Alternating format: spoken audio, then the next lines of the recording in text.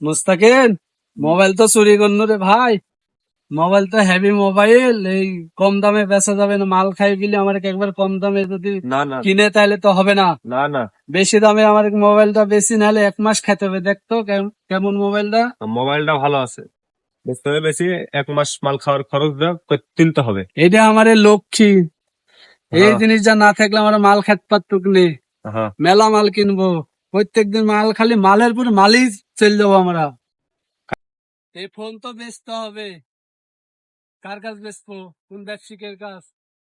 চেনা পরিচয় একজন আসতো, মনি নাম, ওই ফোনের ব্যবসা করে, আমার চেনা পরিচয়। এই ফোনের দাম নাহলে 1000-20 টাকা দাম লাগবে। এখন কয় টাকা দিবে রে? আর ফোন ফোন তো চুরি করা, চেনা পরিচয় লোকের কাছে যেতে হবে। অচেনা লোকের কাছে গেলে ধরো কট খাই যেতেও পারি। আমার হলো হিরণখোর মানুষ, আমার কাছে এখন কয় টাকাতে বেচবে নি? তাও তো চলো যা দেখি কি বলে, না তো অন্য পার্টি তো আছেই। যদি 1000-5 টাকা দেয় তাহলে দিব না ফোন। হ্যাঁ চলো চলো। দাঁড়া, ওই মনির কাছে ফোন দে, ফোন দিয়ে দেখ মোবাইল বেচতে হবে তাড়াতাড়ি। হ্যাঁ হ্যাঁ, এখনই ফোন দি। তাড়াতাড়ি ফোন দে। মাথাতে প্যারা উঠে আছে, ওকে ফোন দি।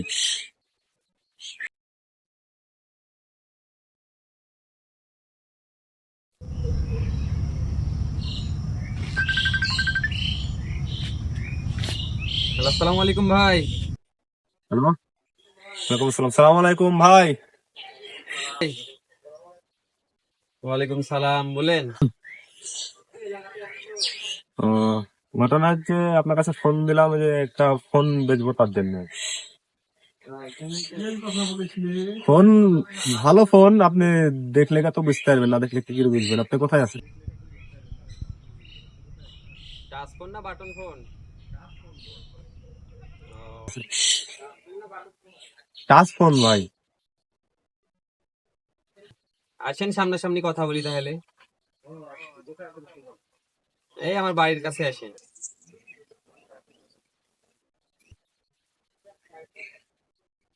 আচ্ছা আসছি ভাই, চলো এবার।